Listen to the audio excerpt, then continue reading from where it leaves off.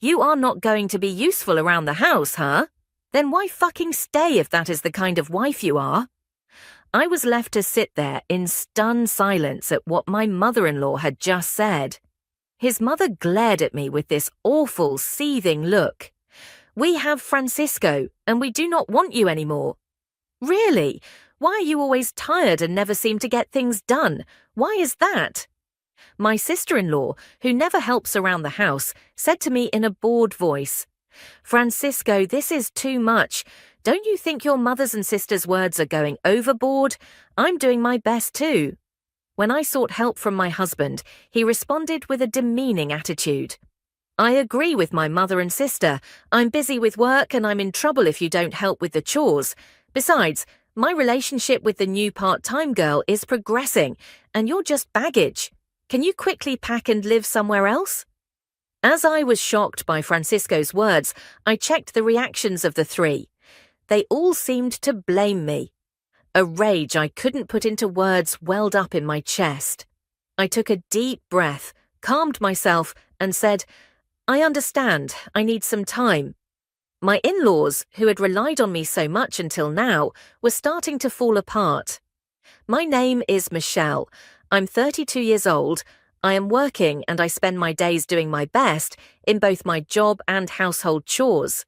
Nowadays, it's not uncommon for women to continue working even after getting married, but I truly love my job, and I'm still striving at the company I joined right after college.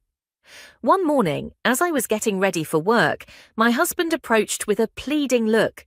Michelle, can you take care of this? What I received from my husband's hand was a file crammed with receipts and bills. This again.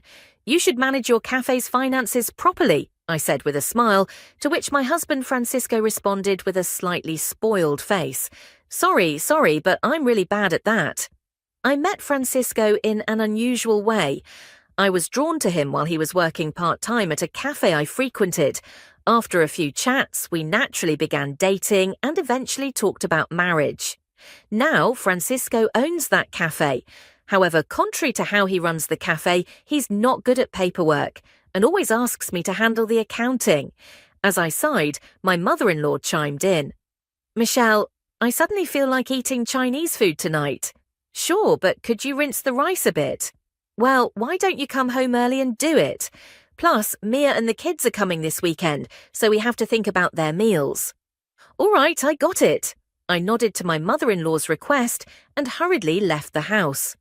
Before getting married, I was excited about my new life with Francisco, but he suggested, my mum's lonely by herself now, so why don't we all live together in our big house? So now I live with his mother. To put it lightly, she's not good at household chores. When we moved in, the house was a bit of a mess. After my father-in-law passed away, she started living on a pension, but she mostly spends it on eating out or taking out food. Francisco seems to think that housework is a woman's job, so it ends up being my full responsibility. Francisco's sister, Mia, occasionally brings her kids home. Every time she does, my to-do list grows, and I can't help but think, another chaotic weekend is approaching. Weekends are precious times to recover from the usual exhaustion. However, my sister-in-law's children would ask to play or complain about being hungry. I found myself preparing meals in the kitchen and also entertaining the children. Then my sister-in-law dropped a bombshell. Michelle, I'm getting divorced and will be moving back here with the kids next month.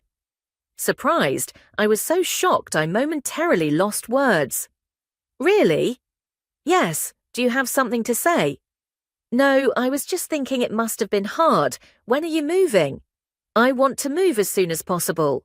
Well, surprised that my sister-in-law and her children would be moving in, I thought that maybe she would help, and household chores would be more manageable.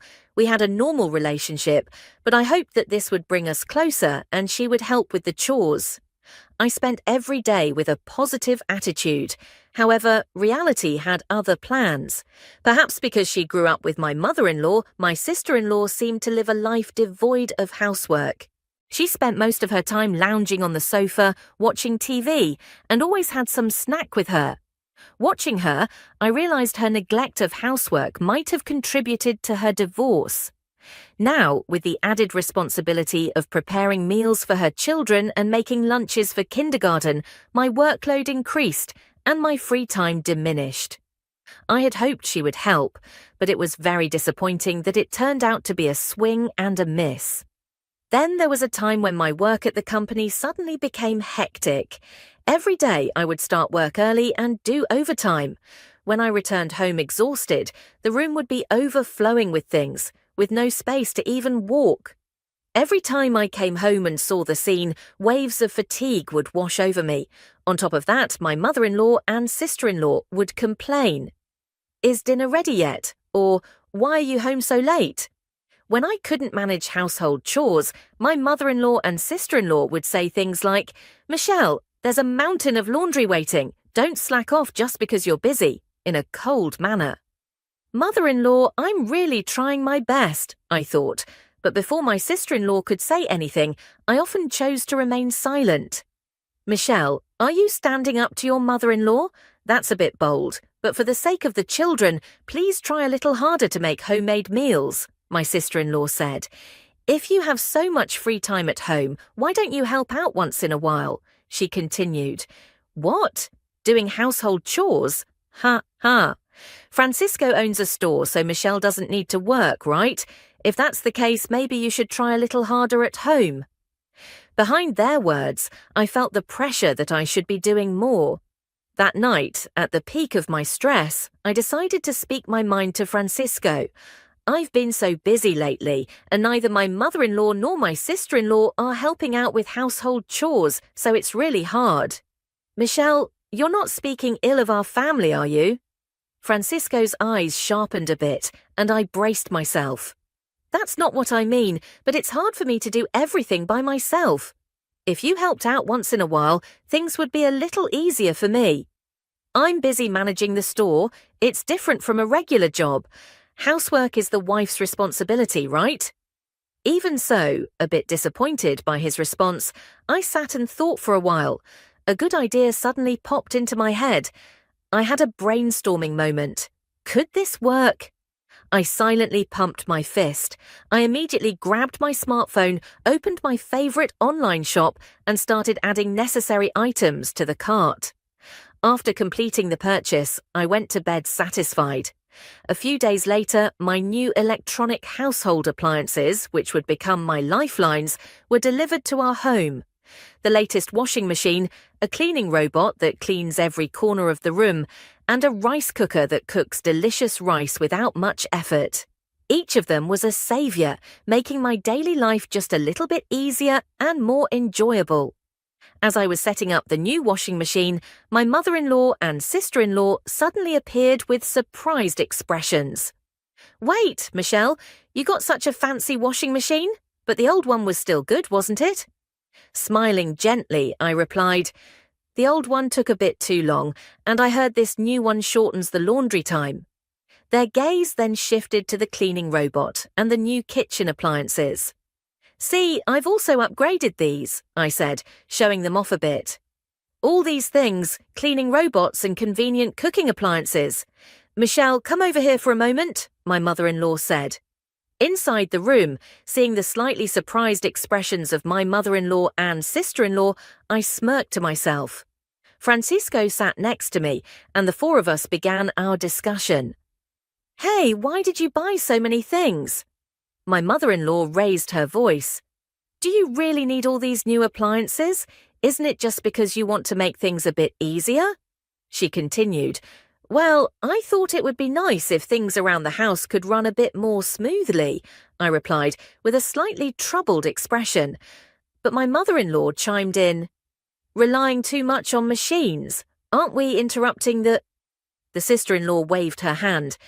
"But, Michelle, the appliances we had can still be used. Francisco is working hard managing his store. Maybe you should be more frugal." Francisco nodded in agreement with his sister. In a quiet voice, I murmured, "Maybe you're right." There was a hint of anger in my mother-in-law's eyes. "Are you even considering our household?" I stumbled over my words. I really am, but I'm just a bit exhausted. My mother-in-law raised her voice. Enough! I can't believe you're our daughter-in-law.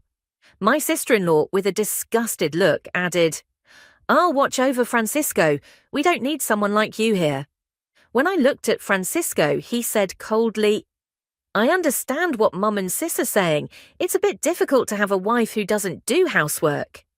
Looking at Francisco's face, my heart felt heavy. He continued with a cold smile. I have my own store, so I decide how to use my money.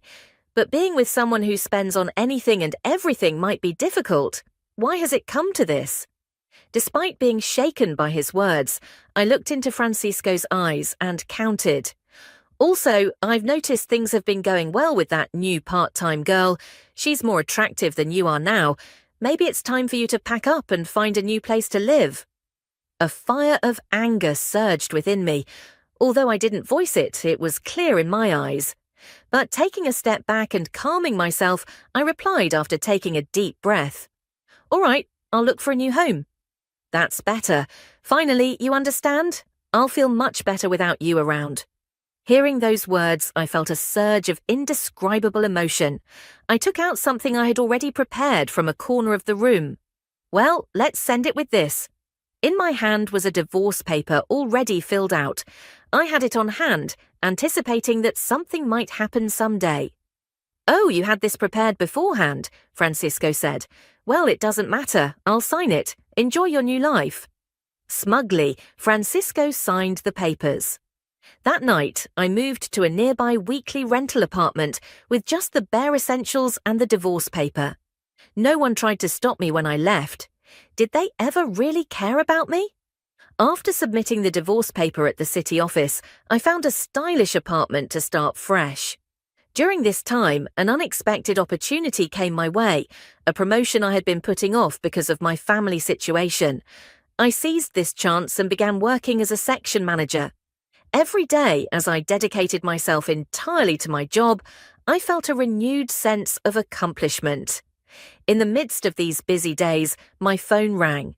The caller ID showed it was my former mother-in-law. I thought, we have nothing to do with each other anymore, right? And without checking her message, I swiped to dismiss the call. My new life had begun, and I wouldn't look back at the past. A year flew by. One weekend, as I was relaxing in my room listening to my favourite music, my phone rang again. To my surprise, it was my former mother-in-law. Wondering what she wanted after all this time, I picked up. Hello, is something wrong? I asked. Michelle, I finally got through. I didn't think you would answer after so many calls. Well, it's been a while. What's going on? She hesitated a moment and then asked, How's your new life? Despite her probing tone, I replied cheerfully, It's great. I love my new apartment and work is going smoothly. I even got promoted and am living freely. That's good. Michelle, can you come back home? I was taken aback and blurted out, Why? We're struggling financially. I thought to myself, I knew it, and responded, Carly, Francisco's cafe only makes about $1,000 a month, right? If no one else in the family works, things could be tough. You knew about that. Yes, Francisco's cafe wasn't doing well. I was fully aware of its financial situation since I handled all the accounting. But he pretended to be the successful owner without understanding the real state of his business. It was almost laughable how oblivious he was. I handled all the finances and procurement, so of course I knew. She seemed shocked. You knew and didn't tell us. And we didn't know you were doing so well in such a big company, or that you were contributing so much to the household expenses. Yes, I contributed more than $3,000 every month. Thanks to that, you all managed. The truth was, to bridge the gap in Francisco's business losses, I used my salary. He seemed completely unaware of the situation, and after I left, it seemed reality hit hard. Michelle, can you please come back? Curious, I asked. So how's Francisco's cafe doing now? She sighed. We might have to close soon. The part-time workers keep quitting, I said with a bit of an inward smirk. With that slightly sloppy management style, it's hard to keep it going for long, isn't it? His little bit of pride doesn't help, not doing proper work. I mean, how many women out there do you think would be willing to support a guy like that? My former mother-in-law was momentarily at a loss for words given my somewhat sarcastic comment. Suddenly she said, "Wait, I'm a bit busy now. Since you left, the house is a mess. It's chaotic with things everywhere." "Wait, what do you mean?" I asked. She described the disarray of their home, with belongings scattered everywhere, looking like a storeroom. Without anyone to cook, they were eating out, which was costing a lot. The washing machine broke down, and there was no room in the budget to buy a new one. "Actually, the appliances that you took back, I was really relying on them," my former mother-in-law said. "Huh? Why is that? Those were for my convenience. Besides, I bought them myself, so it's okay for me to take them back, right?" "Yeah, I guess so. But I never realized housework was this challenging," my former mother-in-law said with a firm tone. "With 3 adults in the house, how can it be that hard? What are Francisco and your daughter doing?" A hint of fatigue could be heard in her voice. "As for Francisco, his staff members have been quitting, and sales have plummeted. As soon as he found out, he became really downcast and has just been lazing around at home." "What? But Francisco used to spend his money from the store without any restraint, right? On top of that, Mia doesn't help at all. She doesn't do anything around the house and even gets her allowance from me. To be honest, living on just my pension for the 3 of us is really hard." "Mia once told me that I was unnecessary because she was there," I responded with a hint of sarcasm. My former mother-in-law desperately said, "Michelle, we're really in trouble. Living on just my pension for the 3 of us is quite tough. I have no intention of returning to that house. It must be hard living with all the baggage." She seemed to be at a loss for words. Seeing her like this made me feel a bit sorry for her. But as I was about to hang up, my former mother-in-law seemed eager to say something. "Michelle, I'm really sorry. Can you reconsider us?" Her voice sounded a bit exhausted. "I wonder if we can ever spend days together with smiles again," she said. "Huh? Was it that hard without me?" I replied with a mix of surprise and calmness. After a short pause, my former mother-in-law took a deep breath. "Yes, there's actually an issue with the property tax. We might have to let go of the house." "I see, but I really don't want to get involved anymore. Decide what you're going to do with your family." I hung up without waiting for her next words. After that, I set it up so I wouldn't receive any more calls from her. In my room, holding my favorite mug filled with aromatic coffee, I enjoyed my time alone, looking at the outside scenery. A smile spontaneously appeared on my face. A few months later, when I passed by the cafe where Francisco used to work, I noticed the place was now quiet and empty. Recalling its past liveliness, I felt a bit nostalgic. It seems they really closed the shop. While walking around the old town, I became curious about my former in-laws' house and saw a sold sign. Coincidentally, I bumped into an old neighbor in town. According to her, those 3 had quickly sold their house and moved to a small apartment nearby. In their new home, there were always loud arguments and even the smell of garbage. It seems the neighbors are quite bothered, and it has become a bit of local gossip. It must be tough for them, I thought, but with a bit of effort, life can change. I wonder why they don't try. As I gazed at the old house, these thoughts wandered in my mind. A lot has happened to me since then, but I'm living each day to the fullest. In fact, a handsome guy from my workplace confessed, saying, "I really admire your hard-working nature." Now we're enjoying our dates, and I'm really looking forward to what the future holds. If I get married again, I really want to be happy. I'm feeling very excited about it now.